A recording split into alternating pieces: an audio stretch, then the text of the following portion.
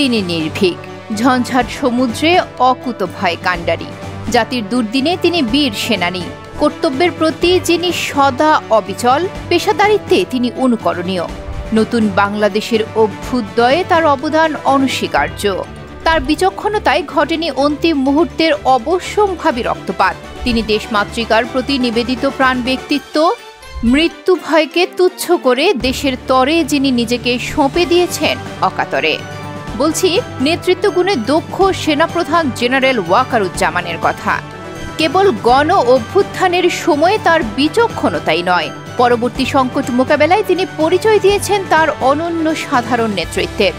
সমর্থ হয়েছিলেন সেনাবাহিনীর অভ্যন্তরীণ শৃঙ্খলা বজায় রেখে দেশে স্থিতিশীল পরিবেশ কায়েম করতে।